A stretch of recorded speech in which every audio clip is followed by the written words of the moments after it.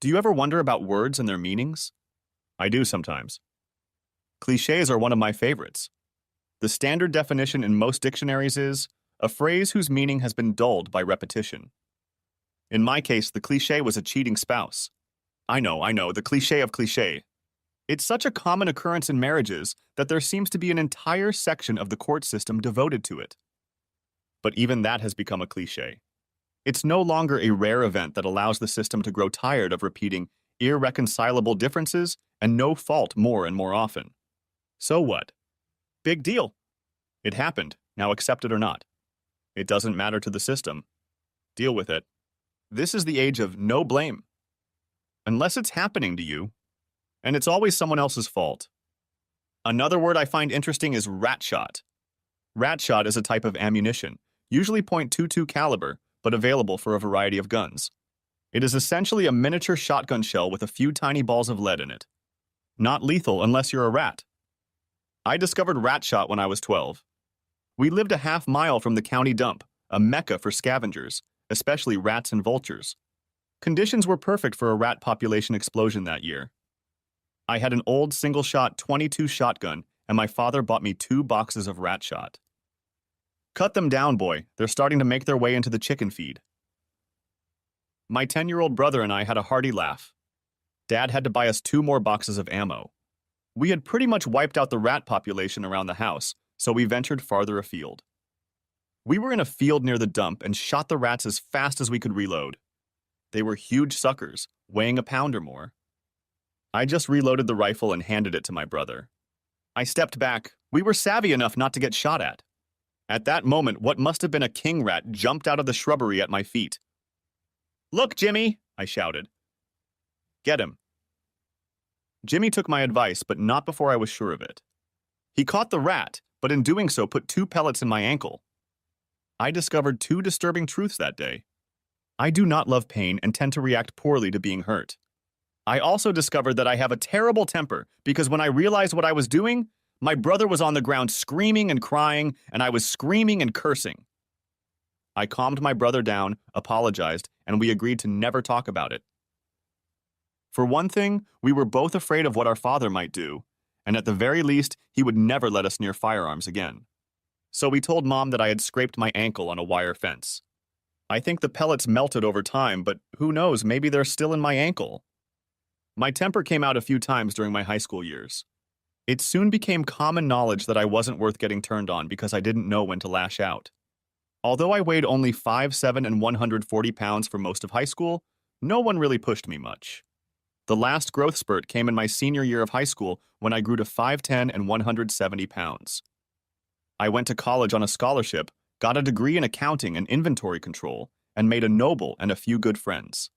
I had a roommate from a moderately successful family for the last 3 years, and he taught me a lot about manners and social graces. I taught him not to take crap from anyone ever.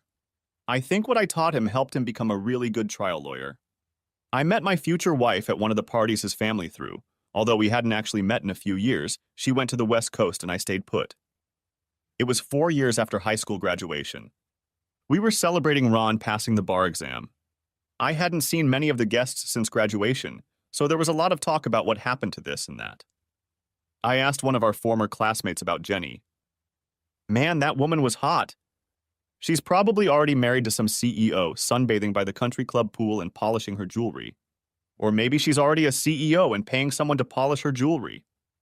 Scotty and Ron stood there grinning like idiots. I immediately realized I'd said something wrong. "What, from the way you're looking at me, she's standing right behind me." I looked at Ron, who was trying to keep a straight face.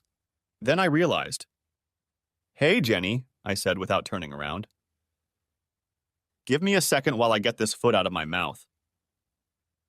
Turning around, I saw her pull her hand away from her mouth, and Ron and Scotty burst into laughter. I picked her up in my arms and swirled her around me. "Damn, you even smell as good as you used to. Back for a visit?" She stopped smiling. "No, I moved back home. Things didn't work out as well on the West Coast as I expected." I hugged her. "It's their loss. Welcome back." We chatted for a few minutes before one of her girlfriends led her away. I looked at Ron. What happened? He shrugged. I don't know any details. Mom said she got married but came back alone. No rings. I'm sure she'll tell us if she wants to. I was just leaving, making my rounds and saying my goodbyes, when Jenny came up to me. Since you're leaving, could you give me a ride home? I live at my mom's and I know we're on the way. I smiled. A little alone time with a beautiful girl? It would do wonders for my mood. Sure. Do you need a moment to let those you came with know? Her frown spoke volumes. Yeah, if I could find her. Sarah left with Scotty a few minutes ago. We probably won't see her for the next 2 days. I frowned, but for a different reason. She'd noticed. In the car, she'd asked about it. Sarah was the whore of the group, just like any other group. And Scott was the horn dog. Married, engaged, single, underage, he never missed an opportunity to nail a girl and brag about it afterward. I barely tolerated him in high school. My attitude towards Scotty softened a bit after he got married. And Sarah, well, she was just Sarah. She was always up for a good time. She got married right out of high school to a pretty nice guy. He had a job that required traveling, with only a sleepover every 2 or 3 weeks. She lasted a year before she started seeing girls while he wasn't home. After 3 months, she was already sleeping with everyone. He caught her and she didn't fight the divorce. I kept in touch with her for about 6 months after the breakup, asking her out on dates. There was no spark, we were just 2 old friends at dinner. She asked about my love life. I was the last of the group still single. I told her that when I found the right girl, I'd settle down and become just another boring suburban husband, worrying about the mortgage and getting the kids' braces. She laughed when I asked about her personal life. I'm a party girl, Sam. I have lots of lovers, but no boyfriends. I've experienced firsthand that I'm not fit to be a wife. I caused Harry a lot of pain, and I still regret it. Next time, I'll only get into a serious relationship when I'm sure I'll never betray him. And I mean when I'm really sure, not just when I think I'm sure. That's why you and I will never sleep in the same bed. You're the most serious of us all, and if we slept together, it would have to mean something to you. That's my curse. I've heard the stories, and I'd love to test your mattress for strength, but I can't because you're my only male friend. And oddly enough, I've always had feelings for you. Does any of this make any sense? It does. I understood her. She'd always been my best friend after Jenny. I wasn't going to let sex ruin our friendship. But even if it was Scotty, she knew he was married. Jenny smiled. Don't be too hard on her, Sam. She was very horny, and you know how quickly Scotty will take advantage of that. I'm sure she'll reprimand him tomorrow. I'm a little worried about her. I mentally flagged that I would talk to Sarah at the first opportunity. I tried to change the subject. What's up, Jen? Are you back for good or just visiting? You know everyone's talking and they've noticed you're not wearing any rings. She was quiet for a minute, looking at the night sky passing outside the window. It wasn't love at first sight, more like lust. We slept together on the first date, moved in together 3 months later, married 4 months later. We were right for each other, at least for a while. Then the cracks appeared. He liked to party more than I did. I wanted kids, which we didn't talk about. He made it clear that if we had kids, he only wanted one, and wanted to wait at least 8 years so we could bond. He liked buying things, but didn't like paying the bills. It all came down to the fact that I had committed myself to an immature boy, not a man. When I started telling him no, we grew distant from each other. One day he just walked away. I'm ashamed to say, but I was glad he did. My good job went the way of the economy. Without a job and a husband, there was no point in staying. So I came back home. End of story. I didn't know what to say. I'm sorry your life didn't work out the way you planned, but I'm glad you came back. It got to the point where if I wanted to talk about something intelligent, I had to go to Ron's parents' house. Even there, all they talk about is laws. On the plus side, I'm not a bad lay lawyer. She smiled. Everyone knew not to wind us up. We had an opinion on everything, usually the exact opposite. Our arguments could go on for days. Rarely did either of us win. She smiled, then looked at me seriously. Sammy, how come we've never met? It was a fair question considering the time we'd spent together. I guess I was thinking about you too much. Sex has a way of ruining everything, especially at that age. Look at how many of our friends dated, broke up, and then hated each other for months and tried to get us to choose sides. I didn't want to go through that shit and lose you. She looked at me that way. You know the one I'm talking about. The one that says, you're not going to like this, while she continues to talk you into whatever it is. We men know there are no defenses in the world you can't use. You can't win. The best you can hope for is a reprieve. Well, we got older and I had to get wiser. So next Friday night, pick me up at 7. Take me to a really nice restaurant, get me drunk on wine, have dinner with me, ask me to dance. I haven't been out like this in ages. I couldn't think of a better man for me than you. I know you won't take advantage of that. I wish I could say the same thing, but it's been a long time, and I can just get you drunk and possess you. By then, we had pulled up to her house. Giggling at the expression on my face, she got out of the car, walked over, leaned over to my window, and gave me a long kiss. Pulling back, she grinned. That's enough for you until next Friday. Don't call me. Let the anticipation build. Good night, Sammy. All week, I'd been struggling with my reaction. Some part of me, a very small part, wanted me to stay away. Another part said to show up and keep my distance, as if it were an obligation or a favor. The biggest part of me was saying, "Fool, you've been given a gift. Enjoy it." And I did. We had a great time. Danced till 3. Spent 40 minutes in the car, steaming the windows and letting my hands run wild. Fondled her with my fingers, worked her with my hands. We laughed because we were acting like a couple of teenagers. We had 2 more dates and lunch with her mom. I started to feel comfortable with her again. The arguments started just like they used to. I started taking her much more seriously. The next weekend, we didn't go out.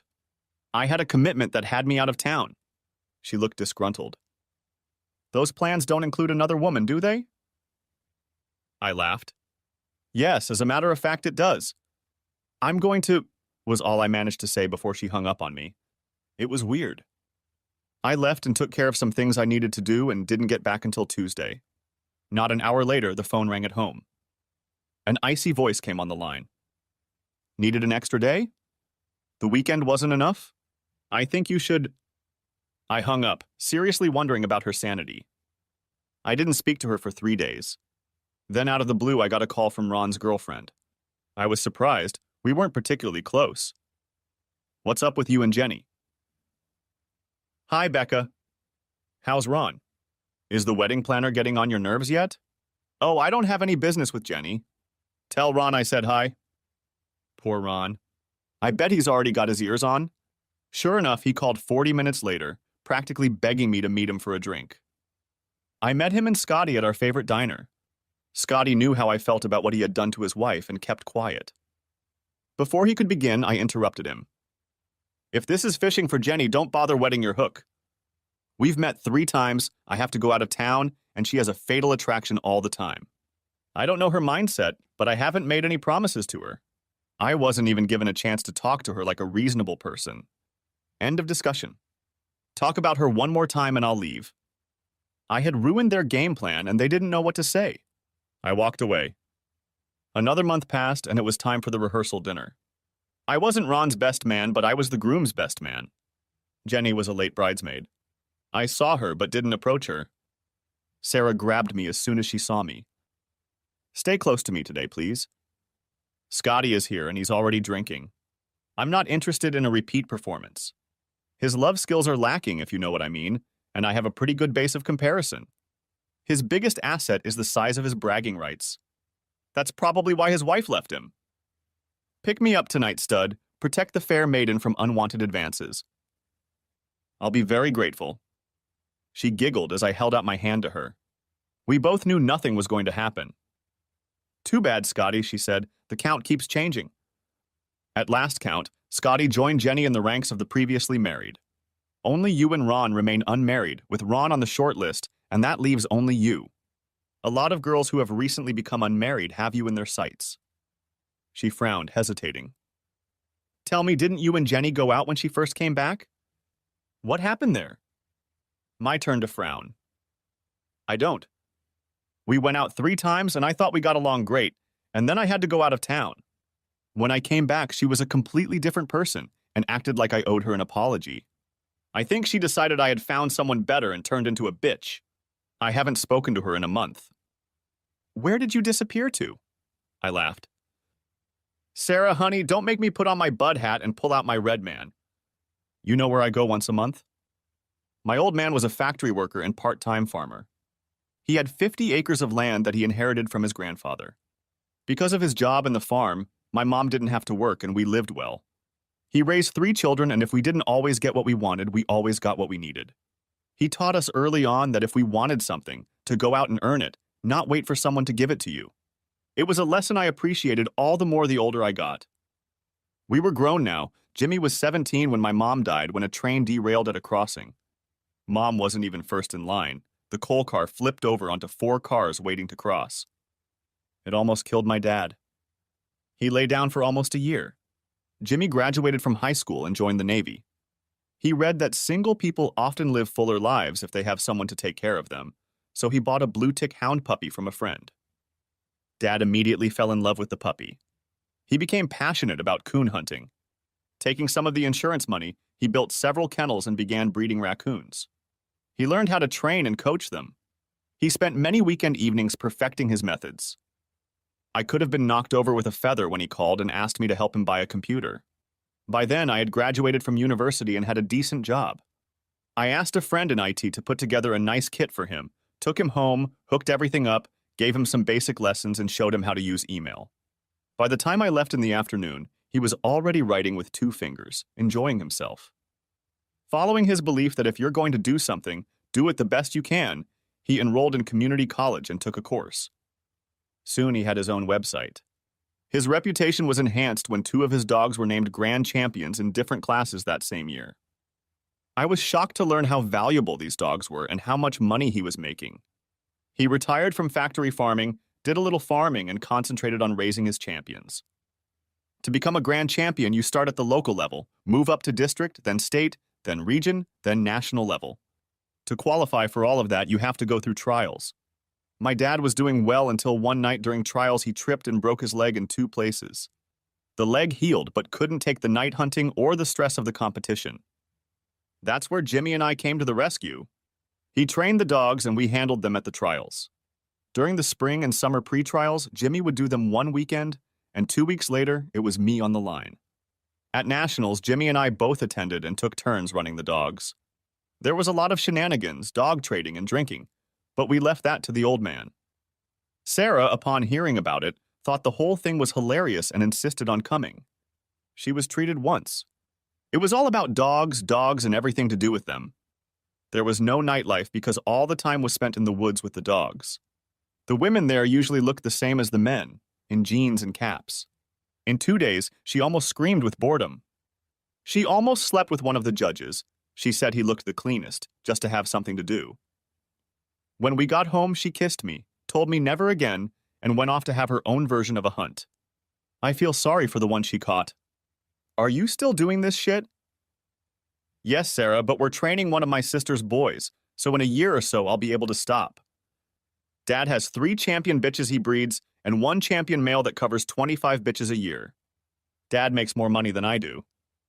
Sarah looked odd, probably thinking about being covered 25 times. So who was that bitch, and I mean that literally, that you were out with that weekend when Jenny went crazy? Her name is Amanda Lee, the 4th one. He likes to name them after my mom. I wonder if she'd let him if she were alive. My dad became her drinking buddy the weekend she traveled with me. I think she would have let him. Do you know he still shows pictures of her at tryouts? A glint appeared in her eyes that meant trouble. Say, do you have pictures of your father's dogs? I had a magazine where I was pictured with 2 of them. Both were grand champions in their classes, with my handler and Dad's owner and trainer listed, along with the dates. Dad sent it to me that day. Most of my friends wouldn't have recognized me. I was wearing Carhartts, a cap with his kennel logo and a 2-day beard. I told her about it. She was still in my car. Kitty, she said, holding out her hand. Sarah, you're not going to do anything embarrassing, are you? Not for you, no, but I'm going to make sure Jenny sees it so she knows. I tried to talk her out of it, but let her do it at the end, just so I could hear what Jenny had to say. She took her time, waiting for the right moment. Jenny, Sarah, and a few other wives and girlfriends huddled around. discussing the wedding, their weddings, their husbands, boyfriends, and so on. Girl talk. At just the right moment, Sarah dropped a bombshell. "Jenny, are you still seeing Sammy?" She replied, and her face tensed for a second. "No, it's over. I thought things were going well when he went out of town to another woman. My ex can attest that I'm not much for sharing." "Wow, I didn't know you guys were serious." "But you're right, I remember that weekend. It wasn't just one woman, but two, and he went out with them all night twice. I even have pictures." She pulled out the magazine. She memorized the page by heart and showed it to the girls. Afterwards, she said she wished she had a camera, not just for Jenny, but for the whole group. Most of them had never seen me in a suit or casual dress. I rarely wore jeans, only if I was at home. The magazine spread around the room, and that's when the joke started. One of my bridesmaids asked if it was true that I really knew how to handle bitches. "Sure, keep them on a short leash and shake the shit out of them every now and then, and they usually do what you tell them to do." "Need lessons?" She ran off, squealing with laughter. The guys were even funnier. Everyone had something to say except Jenny. She wouldn't even look me in the eye. Whether by luck or female intrigue, I was set up with Jenny at the wedding. During the reception, I kept the conversation light and pleasant. I looked around the room. With the exception of maybe Sarah, Jenny was the most beautiful woman in the room. We were doing a slow dance when she pulled back to look me in the eye. "Say it." "What, Jen?" "That I'm a psychotic bitch with poor social skills and very little brain." I stopped in the middle of the floor. "Why would I tell you such hurtful things? Honestly, I'm afraid to say anything to you. I don't know how you'll react. Right now, I like the feel of you snuggling up to me. Can we finish the dance without talking?" She pulled herself to me so hard I thought she was trying to walk through me. "Yeah, but we'll talk tomorrow. I'll call you." She didn't call, but showed up at my house the next afternoon. "Got any wine?" she asked, walking past me as I opened the door. I watched as she made herself comfortable on my couch. She looked around. Why would a bachelor need a 3-bedroom house? I pulled out a bottle of my favorite wine and rummaged through the silverware looking for a corkscrew. I don't plan on being a bachelor forever. I think I'll need those bedrooms someday. She smiled, accepting the glass. "I forgot that you're like communists. You always have a 5-year plan." I shrugged. Probably the best idea they ever had. I didn't say anything else. This was her show. Hear me out, please. I've had a hard time getting over my divorce. I even had to take pills, one to calm down and one to cheer me up. If I mixed them, my emotions were all over the place. I really like you, Sam, always have. It was great meeting you when I first came back. I've always harbored feelings for you. In my mind, you were perfect for me. When you said you had to go out of town and women came into play, I lost my head. It was like my ex-girlfriend. I should have let you finish when I called you. I should have called you back and apologized. But I didn't. I'm really sorry more than you know. I still want to be your friend, and just so you know, I'm done with the pills as it turns out. Surprise, surprise. They weren't a good mix. Stop groveling and expecting forgiveness. I looked at her. Wow, hooked on the pills. I always thought you were the most balanced person I knew. I can never tell, I guess. Give me a hug, you stoner. She didn't know whether to be offended or take it as a joke, but finally smiled and hugged me. Then we drifted apart, as always, arguing about the pros and cons of living in a society that has pills for every disease known to man and a few more for everything you can think of. It was a nice thing to do. She didn't ask about getting together again, and I didn't mention it. 2 weeks had passed when she called me. The pill is here. Freeman Philbad Jr. and Sweet Tang are performing at a blues club this weekend. Do you want to go? I loved the blues and had read a lot of good things about this duo, so of course I went. After that, we started communicating. I would call her or she would call me, and we would spend most weekends together. On the weekends that I was gone, she'd go off somewhere and do girl stuff, I guess. I had lunch with Sarah and she purred. Now you can thank me. For what? For getting you and Jen back together. But I have a question. When are you going to break down and sleep with her? Hey. Sarah rolled her eyes. She's been waiting a long time for this, you idiot. I pondered this afternoon. We hadn't had any intimacy since we started dating again. The following Friday night, we went out for a light dinner and a movie. I brought her home instead of taking her to her mom's house. She was looking for an apartment but kept telling me she liked houses better. She just couldn't afford it right now. What are we doing here? I answered her honestly. The next morning, I woke up alone. She walked in with a cup of coffee, wearing one of my shirts. Get up, sleepyhead. I made coffee. Smiling, I waddled into the kitchen. We had a friendly breakfast, cooking together. I went outside and gathered our discarded clothes, and Jen stood in the doorway giggling. She took my car and drove home and bought more clothes. We went to a movie and then messed around. She moved in with us almost immediately. 9 months later, we were married. Jen found a job she liked, but it didn't pay very well. I had a good job and had just moved up one rung on the food chain when we got together. I already had my own house. My father had given me money for the down payment from the insurance money. We weren't rich, but we lived quite comfortably, especially for a budding young couple. Jenny took over our house, remodeling it. We had a large backyard, and together we turned it into a beautiful sitting area. We laid paving stones, put in a table and benches, put in lighting, and built a gazebo. We painstakingly assembled a weather-resistant outdoor kitchen, grill with side burners, cabinets, mini fridge, and sink. The centerpiece was a clay oven that a friend of mine built from local clay. Our pizza parties were a huge success. I was happy. She was happy. Life was good. For 2 years. I took Jenny coon hunting with me once. She hated it. I told her why I was doing it and she said she understood, but in the last year or so she started to resent it. The last time I went, she stood in the garage doorway trying to get me to stay. Are you really going to give that up so you don't have to sleep all night with some smelly dogs? Maybe I should look for someone else to keep her warm, someone who appreciates what I have to offer. Tell you what, why don't you do just that? Call Sarah, I'm sure she knows the best places to get laid. I'll leave the truck and get a car, then she'll help you move. Remember, this was my house first. Have a hell of a life, Jenny. She absolutely knew that I hated cheaters more than anything.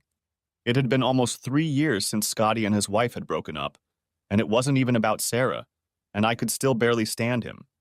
Knowing that, she threw it in my face anyway. Tactical error. I grabbed my bag out of the truck, threw it in the car, and drove off before she could say anything back. Before I'd gone a block, my phone rang. I ignored it. I ignored it all the way to the hunt. Dad realized I was freaking out when he saw me, but prudently kept silent. I stroked and fiddled with the 3 dogs I was hunting, attaching GPS monitors to their collars. 21st century redneck gear. It was so much easier to find them and the way back. The first night, I chased all 3 of them away. The male got caught in the barbed wire fence and had to withdraw, but with the other 2, I took first place in the class. The young female was the best I had ever run. That's what I told my father. He agreed. I think she'll be a champion for a long time. I think she's the best I've ever bred. When I got home, I was tired, dirty, and not in the best of moods. Sarah was still pissed, but was smart enough not to push her. I took a shower and plopped down on the bed for a nap. She let me sleep for 5 hours before she got me up. Dinner is ready. You need to get up or you won't get enough sleep and you'll feel like shit at work tomorrow. Dinner went pretty quietly. We cleaned up together and went into the living room. I looked for the remote and couldn't find it. Looking up, I saw her holding it in her hands. No TV until we talk. I apologize for what I said before you left. You should know that I'm not interested in anyone but you. With my new job, we don't have as much time together as we used to. And can you blame me for wanting to spend all the time we have together? Not at all. I miss our time together too. But you knew I had family commitments when we got married. They're due to end this year. Dad's thinking of making Jerry a full partner. It'll take the responsibility off Jimmy and me. I'll still go from time to time because I've learned to enjoy it. Is that really a problem? What made you think that? She raised her hands in a surrendering gesture. First of all, I hate my job. I didn't get my degree to run a specialty store in a mall. If you add up my hours, I'm barely above minimum wage. I hate having to work 2 nights a week and every weekend. I feel like I'm just spinning in place and in no hurry to get anywhere. I felt sorry for her, but she, like everyone else in the country, was doing the best she could in a bad economy. If it's stressing you out so much, quit. We can hold out until you find something else. Maybe you can move into a new line of work. Motherhood. We're almost 30. Time is ticking. It was an old conversation. We both wanted kids. We just wanted to be a little more financially stable.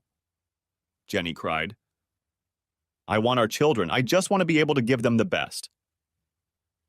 I do too, but maybe love is the best thing we can give them. Growing up, we didn't have a lot of money, but we had a lot of love. That was more than enough.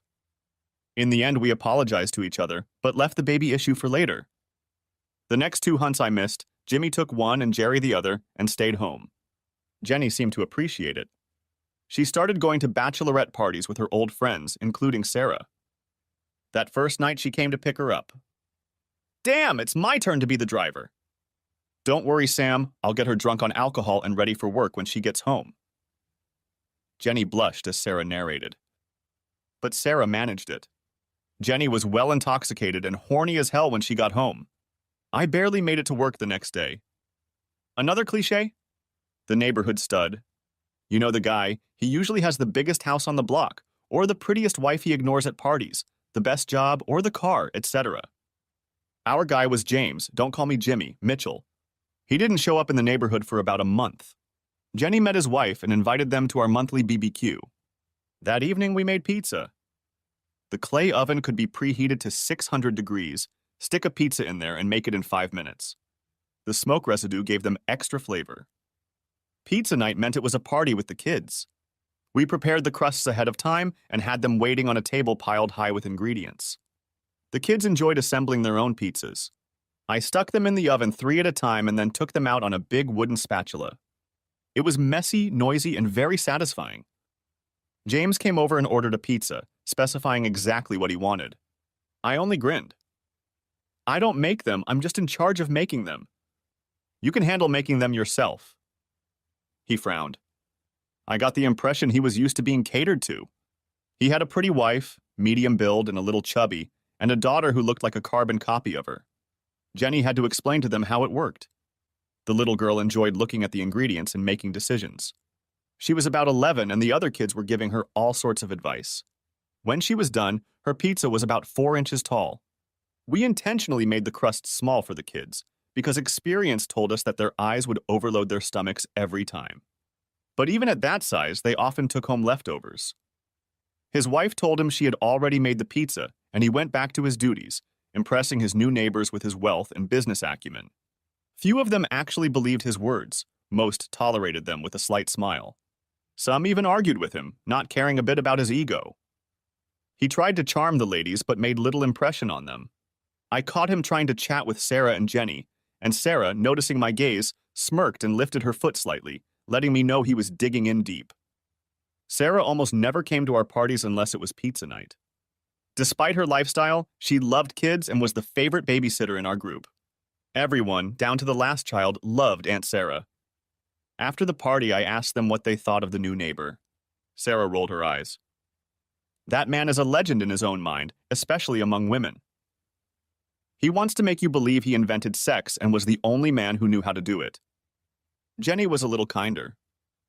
Oh, I don't know. He seemed nice enough when he wasn't trying to flirt. Sarah snorted. Jenny, you've been out of the game too long. He worked the party, hitting on every woman who talked to him. Watch out for him. Nothing more was said. I still didn't like him. I got a promotion and was in line for another one in a year or so, if all went according to plan. Jenny still worked retail and still hated it. 2 nights and every weekend was killing her and ruining our intimate time. I persuaded her hard to quit her job and start a family. She was starting to seriously consider it. Another cliché? The husband is the last to know. That's not really true. Many people find out after the husband finds out. Process servers, attorneys, judges, private investigators, sometimes police officers and EMT paramedics. Often friends find out, but rarely family. It was the 4th of July, time for the biggest block party of the year. It had undergone changes over the years. It usually started early, and I usually heated up the clay pizza oven.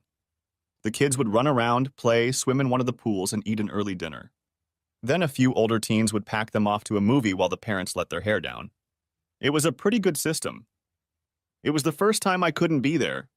There was to be a major hunt and trials that weekend that pretty much determined the champions. Normally, Jimmy or Jerry would do that, but Jerry had the opportunity to go to the beach, and Jimmy already had plans to go with his family to an amusement park for the weekend. All the tickets were already booked and prepaid, so it all fell to me. Jenny didn't like it, but there was nothing I could do about it. We had a pretty serious fight about it. I don't understand why you can't say no. She stood with her arms folded across her chest and looked at me. Honey, please stop. If someone else was available, I wouldn't go. This is important to my father, important to his bottom line. If this new bitch proves herself, it could mean big money in the future. If your mom needed help, I'd be just as quick to say yes, and I'm sure you would too. I've cut back a lot this year, 2/3 less than in previous years. I'll be back as soon as it's over. Can we stop fighting about this? Sarah already said she'd come over and help with the pizza. You won't be alone. If you're not here, I might as well be alone too. She snorted, dashed into the house and slammed the door shut. She didn't speak to me at all that morning I left. Even Sarah could tell she was angry. What's wrong with her? She's got a bug up her ass because I have to go to this trial. We haven't been getting along very well lately. Her job is killing her. I wish she'd quit, we'd both be happier. She put her hand on my arm. I'll talk to her. It might be good for her to be without you for a day or two so she can fully realize what she's missing. Maybe when you get back, you can start working on a new niece or nephew for me. I hugged her. Have I ever told you how lucky we are to have you as a friend? And while we're on the subject, when are you going to give up this lesbian lifestyle and give us a nephew or niece to spoil them with? Time is running out, sweetheart. A wistful expression appeared on her face. I hear that, Sammy. There's very little choice. Who would want to marry a woman like me? Once my past comes up, they'll disappear like fog on a sunny day. I squeezed her tightly in my arms. Listen to me, Sarah Parker. Any man would be lucky to have you. They should be looking to the future, not the past. As far as I know, you've never misled anyone or made unfulfilled promises. If they have any sense, the joy you will bring them will far outweigh the shadows of the past. She cried a little on my shoulder while Jenny stood frowning. Aren't I at least entitled to a goodbye kiss? It was like hugging a statue and she still hadn't offered a kiss. For the first time, I felt a little angry. We were going to have a long talk when I got back. I arrived at the test site a little early, greeted those who were already there, and laughed at the familiar jokes. Even though I was from the same background as them, I went to college and got a job. My nickname was Slick, short for City Slicker. When I first put GPS monitors on my dog's collars, they resented it. But after I started showing up an hour or two early with all my dogs, they stopped laughing. Losing a dog was a real possibility. Sometimes they were never found, or at least it took hours to find them. They decided that change was a good thing. Now all participants usually spend time making sure no one else is on their wavelength. We had to take turns with one guy tuning his own. He would forget to set his home base coordinates, so he always knew where he was, but didn't know how to get back to where he started. I was surprised to see Jerry, my nephew. I thought you were going to the beach. He ruffled Amanda Lee Seven's ears. Yeah. My friend's mom had some business come up, so we're waiting until Monday to go there. I was supposed to call, but I only found out about it an hour ago. You can drive home if you want. I'll take it. Thanks, Jerry, I probably will. I think I'll stick around until Dad shows up. Maybe help with the presentations. I actually judged the beginning groups on presentations with my father. There was no conflict of interest because there were no entries from our kennel. I chatted with my dad and left. I'll be home just after dark so I can enjoy the adult festivities. Jenny should be happy, I thought on the way home. We can spend the rest of the weekend together, maybe start on the baby. It was a little before 9 when I pulled up in front of the house. I didn't bother unloading the car, just popped inside for a quick change of clothes. The adult party was being held at the Mitchell house. It was the biggest party in the neighborhood. I'm sure James had his wife laboring for weeks to make everything perfect. I lived 6 houses down, on a different street, and after traversing several backyards, it was easier to walk than drive.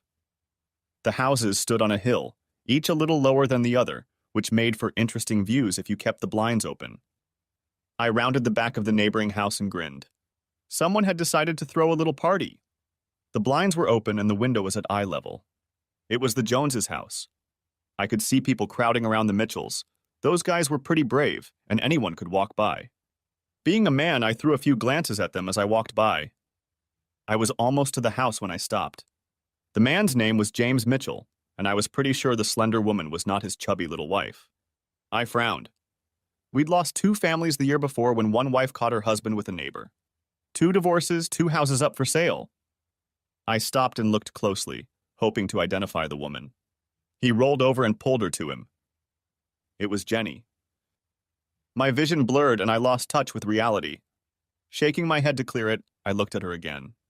It was definitely her, and she looked like she was having a hell of a hard time. I thought about jumping up. I thought about making a scene. I thought about leaving until I calmed down.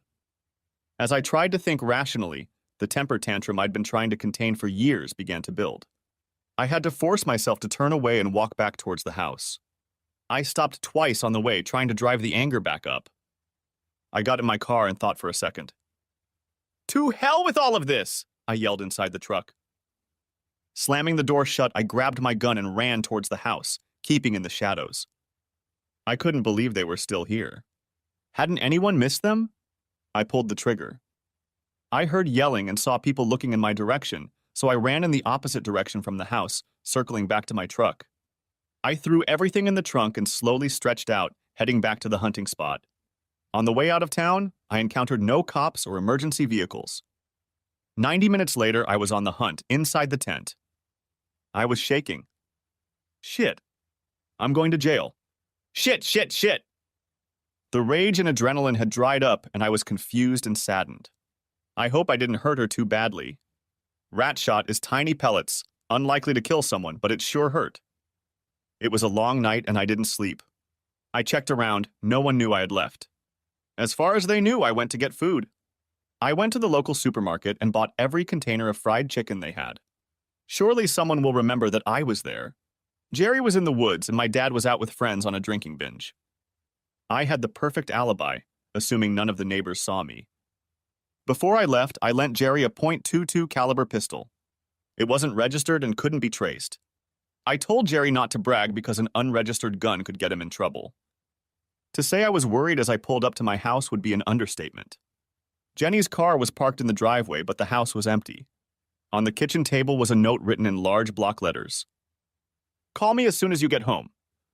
It's important, Sarah." I took a deep breath and dialed the number. She answered on the first ring. I didn't get a chance to speak. "Sammy, you have to get here right away. Something terrible has happened." I went into worried husband mode. "What's happened? Where's Jenny? Is she with you? Shut up and get your ass over here right now." I was at her apartment 15 minutes later, determined to play out this little drama. I was tired, anxious, more than a little afraid I was going to jail. She practically dragged me inside and burst into tears as she opened the door. I put my arms around her. "Oh shit," I thought to myself. She slumped down on the couch and patted it. "There's something I need to tell you. Something you're not going to like. First, I need to tell you that Jenny is fine. It's a little sore, but it's okay." "Where is she? What happened? Is she in the hospital? I need answers, Sarah." She looked at me and squeezed my hands tightly. "This is going to hurt. I need you to listen to me, okay? Try not to interrupt. Let me have my say." She paused, gathering her thoughts. "We were making pizza for the kids. Mitchell came over, ostensibly to check on his daughter. He tried to chat with me, but I quickly blew him off. He turned his attention to Jen, complimenting her and talking trash. She was still mad at you and enjoyed taking it. I got so mad that I accidentally touched his hand with a red-hot pizza pan. He screamed like a little girl and we put ice on it to prevent blisters. I may have been wrong because Jenny hovered over him and he ate the whole thing. He went off to his house to make sure everything was ready for the adults. We fed the kids, and then the teenagers who were assigned to sit with the little ones showed up. They took them outside to William's house, the one with the big basement. They had ready-made children's movies that were shown on that monstrosity they call television. I was getting tired of listening. I interrupted her. I'm getting a little long, Sarah. Get to the point. I'm going to ask you again to tell me what's going on, or I'm going to call the neighbors, the police, and the hospital. Spit it out. She didn't look me in the eye. Okay.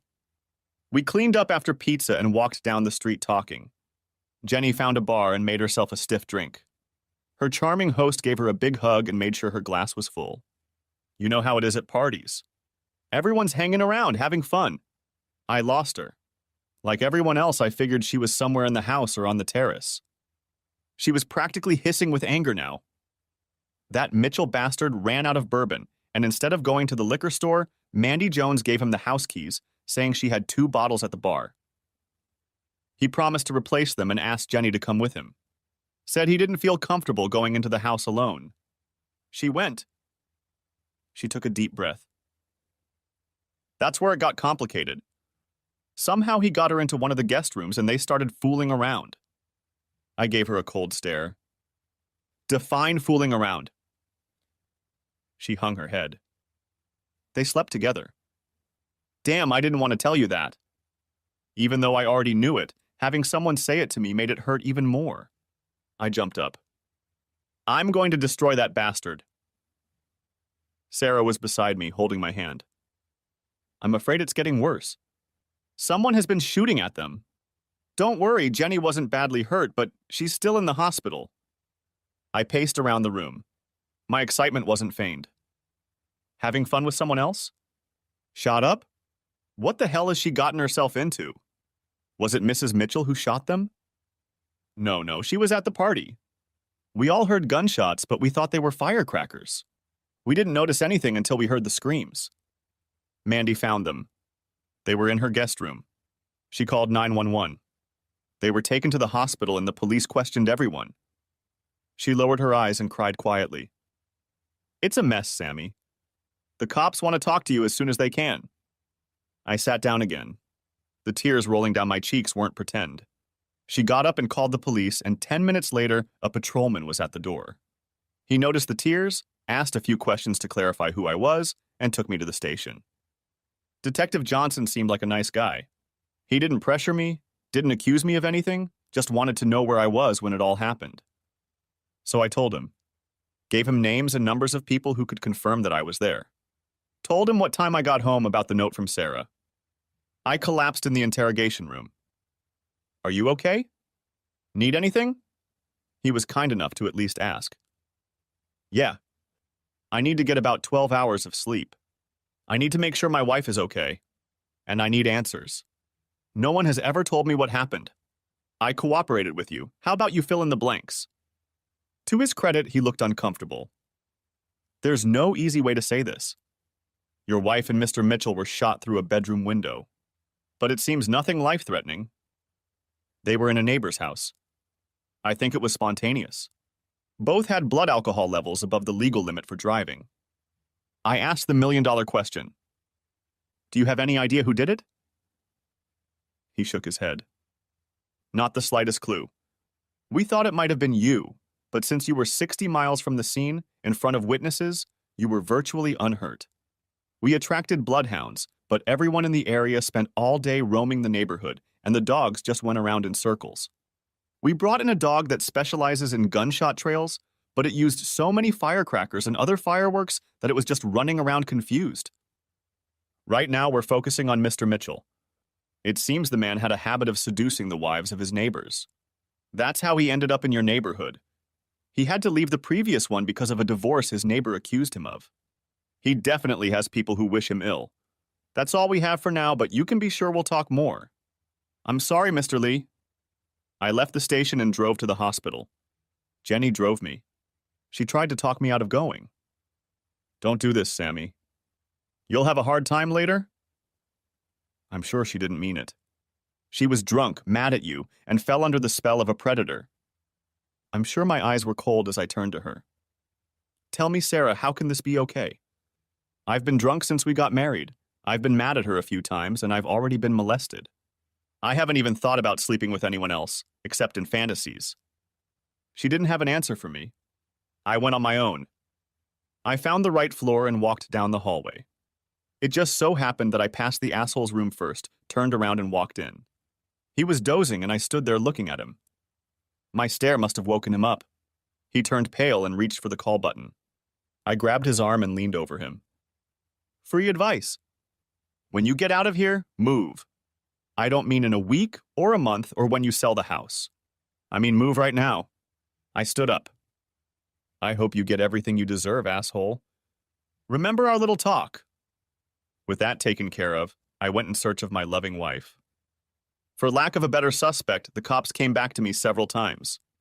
They asked if I had a gun and I opened my safe. My Remington 1100, my over-under, my deer rifle, my Henry 22, my Smith .40 caliber, my Llama .380, they were all checked and returned to me.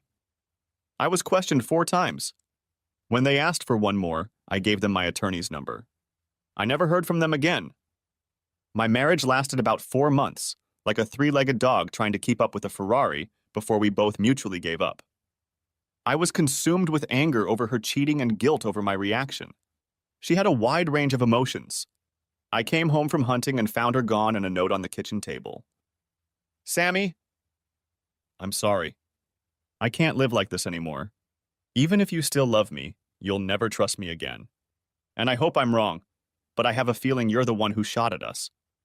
I called my old company in Oregon, and they had an opening for me. I accepted and was on a plane 2 hours after you left.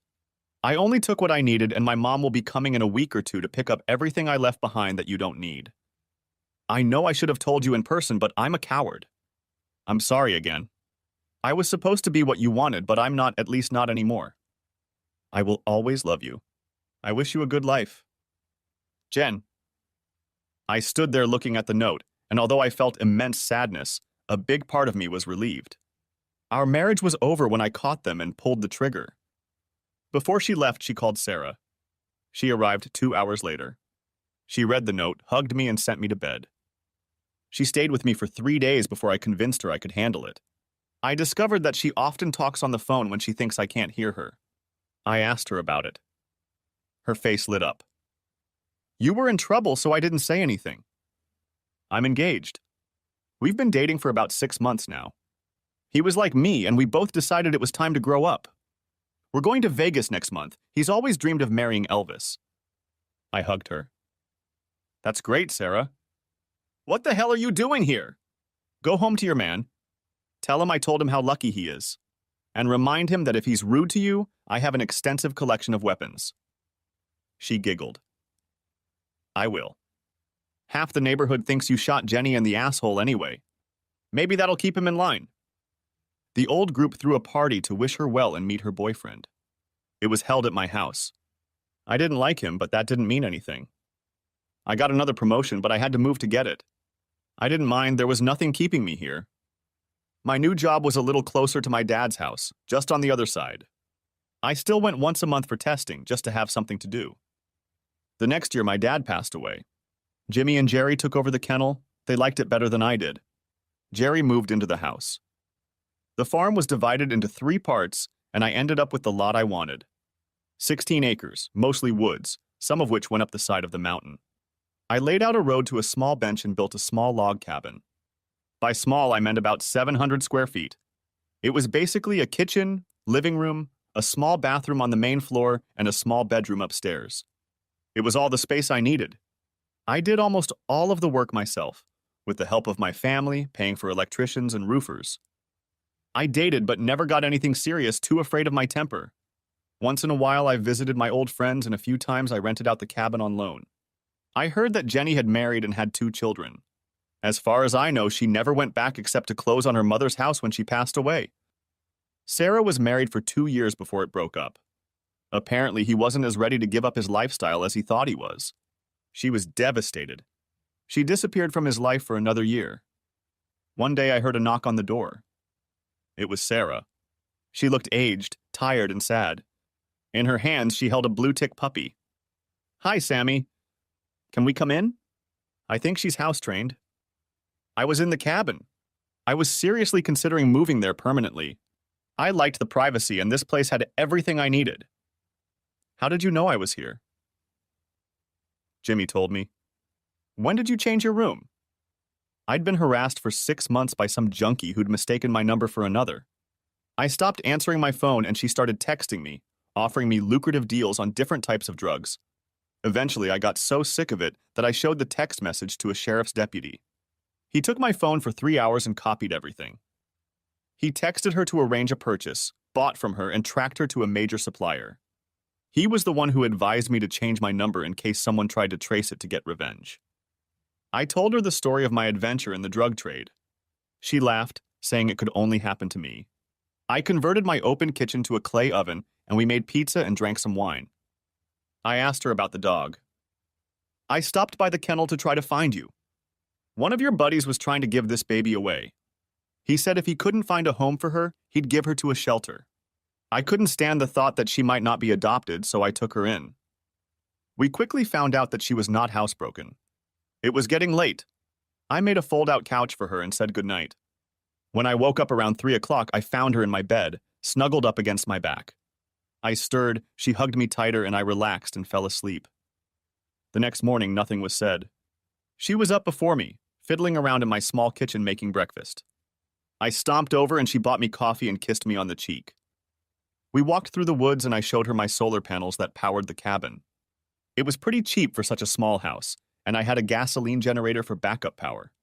The puppy trotted in front of us until he got tired, and then Sarah carried him back to the shack. We went out to eat hamburgers, and then we ate popcorn and watched some lilting romance she'd picked out. Every now and then I noticed her snorting. Something was bothering her. I was patient. She would tell me when she was ready. When it was time to go to bed, she looked at me. Can I go upstairs with you, or should I wait until you're asleep? I'll trade a spot in bed for an explanation. She looked lost and alone.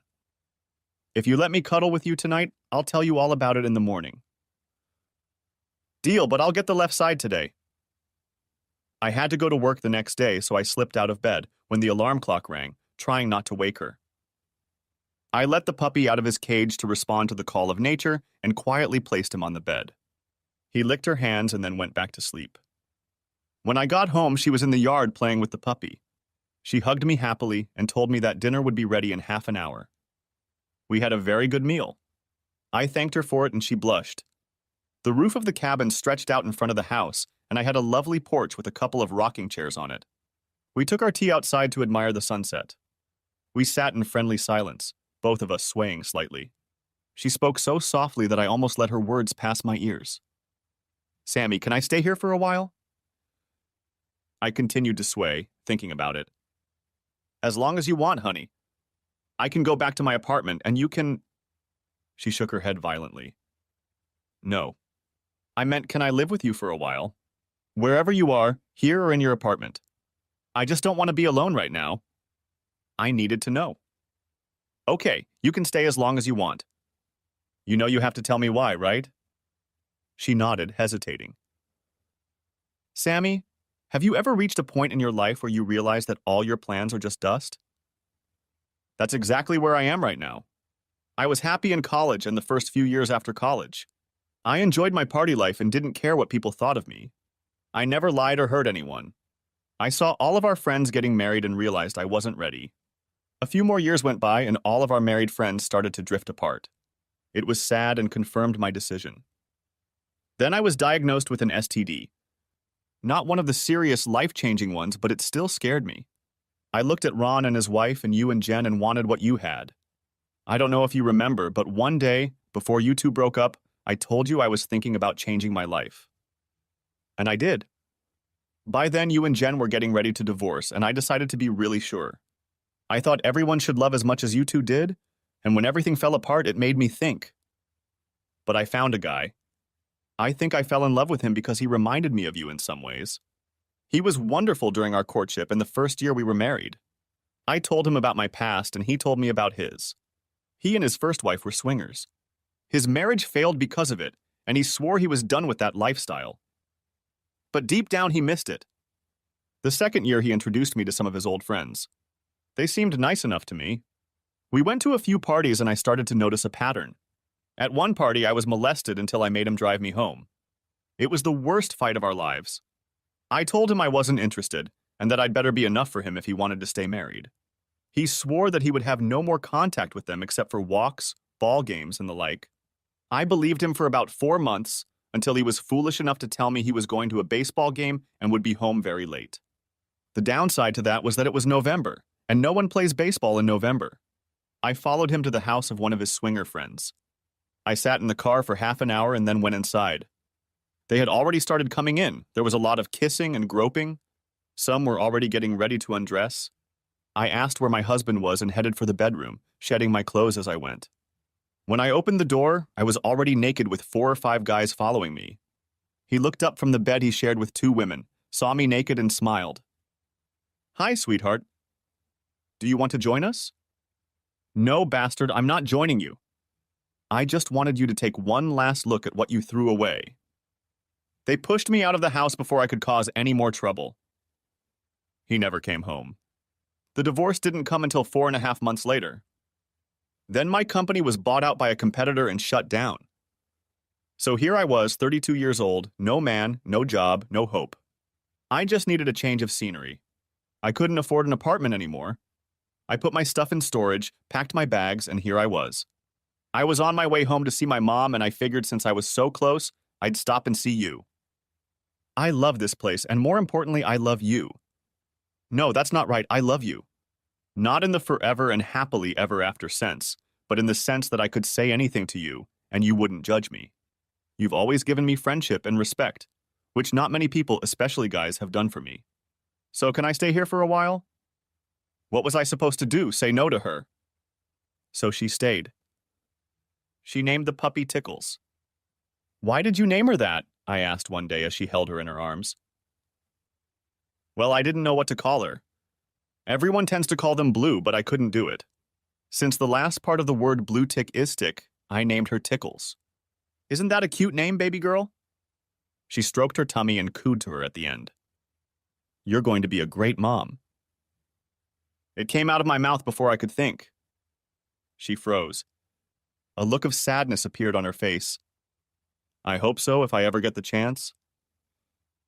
We were already 32, and her window was rapidly closing. There was no future for us. She knew it, I knew it, but that was just the way it was. She was a wonderful lover, better than anyone I'd ever been with. Our lovemaking was intense. But while we had feelings for each other, neither of us made plans. She lived with me for 8 months. I got her a job at my company. It didn't pay as much as she was used to, but it gave her something to do. She quickly made friends and started having the occasional girls' night out. One day she came home after a night out and practically raped me. She did the same thing the next morning. When we were done, she sat up in bed and a tear ran down her cheek. "What's wrong, baby?" "I'm going to sleep on the couch for a while, Sammy." That was our last time together. I met someone, a guy from the bar we girls go to. He's been there a few times, but he's never proposed to me. Carol knew him and brought him over so we'd have someone to dance with. I kissed him last night at the end of the dance. It was electric. I realized it was time to move on. I can't sleep with you and think about finding someone else. Please tell me you understand. I looked at her gorgeous body with gratitude and sadness before pulling her to me. The time has come. We both knew it would happen sooner or later. I hope this guy is right for you. Just be careful. 2 more cliches I don't like. They lived happily ever after. Time heals all wounds. 3 years passed and I still miss Jenny. She had remarried and had 2 kids. I hope things work out for them. Sarah married the guy from the bar. He seemed like a nice man. She told him about her past when they started a serious relationship. Her heart melted when he admitted that he had only had 2 women before her, and he was looking forward to what she could teach him. She said she plans to give him lessons for the rest of their lives. She gave birth to their first son at the age of 35 and their second son at 37. Every day I lived with regret. I should have forgiven her. We would probably still be together. Memories of it kept me from getting involved in a relationship. I was afraid of my temper. Now you know how it feels, asshole. I dated but never got close to him. My favorite cliche of all time. Love conquers all. I joined a local gym. I worked out but went to mostly yoga and tai chi. It helped me focus and keep my mind in check. I spent most of the year in therapy. It helped. I learned to control my temper and not be so judgmental. I won't say it was easy. I still have to push back sometimes. They say love comes to you when you least expect it. I know, another cliche. She was new to yoga and got into the wrong class. She got into an intermediate class, not a beginner class. She struggled to stay on her feet, got confused, and ended up falling on top of me. This embarrassed her to the core. I helped her up and she ran out of the classroom. The next day, she was standing in the hallway looking unsure. When she saw me, she blushed. I smiled at her.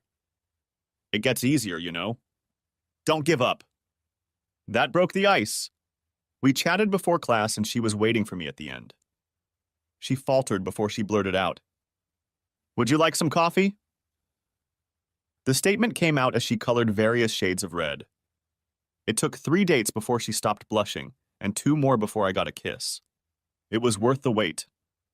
She saw my face when we exchanged names. Jenny Cooper. What? My ex-girlfriend's name was Jenny. Oh. By the 7th date, I realized it was probably the one. She had a little boy, he was 3 years old. Her husband had gotten a better offer and left her. She had no idea where he was. The baby was her life, and our dates depended on her ability to find a babysitter. After the 3rd time she had to cancel, I showed up at her door. Get dressed. Get your son dressed. We're going out to dinner. If we keep going, I'm going to have to meet him. Emotions ran one after another across her face until she smiled. Come in, I won't be long. How should I dress? We're just going to have dinner. Jeans will be fine. And so I sat in her living room, listening intently while her son tried to explain something about a game he was playing on his toy computer. By the time she came out, we had become fast friends. She was 27. She had chosen a restaurant, a small diner, and everyone knew her name. Jason was putting fries on his plate while we talked. We ended up going to the movies and watched a Pixar movie, which Jason didn't understand, but enjoyed immensely. I had a great time. When I took them home, he was like a light. She invited me into the house while she put him to bed. Sarah had to leave Tickles behind. Her new man was allergic to animal hair. She cried as if she had lost a baby. She immediately bonded with Jason, whining if I wouldn't let her play with him. Soon she was sleeping with him. Jenny was concerned. Don't be, I said. She adopted him. She'll make sure he's safe. Jenny smiled that secret smile that women have. Sarah was right, you know. Right about what, baby? She said you were the best lover she'd ever had. Big enough, but not too big, and you knew how to use it. She said it didn't really matter. What mattered was that you gave yourself completely to the pleasure, not caring about your needs. She said a woman could feel it, and she was right. I thought about it for a while and decided it wasn't so bad. 2 months later, I threw a little pizza party. My brother Jimmy, my nephew Jerry, their families. Sarah and her husband and baby, Jenny's parents, a few neighbors with families. My sister even showed up on rare occasions. The kids were chasing fireflies and my parents were sitting in lawn chairs enjoying the evening. Jenny sat as close as she could and watched Tickles chase Jason and the rest of the kids as they played. Do you like it here, Jen? I'm not really sure what you mean, she replied, frowning slightly. I did my best to keep my face straight. It's a simple question, but let me clarify. Can you imagine yourself living here? We'll have to add a couple rooms, one for Jason and then hopefully a little girl. But I like it here. I don't want to move. So it's up to you, Jen. I already talked to Jason, and he's fine with Tickles sleeping in his room. So how would you feel about living here as my wife? I held out the ring to her. She went pale and then literally snatched the ring out of my hands. That pretty much ruined the party. Her scream caught the girl's attention, and then I was literally thrown off my chair. The guys huddled around me.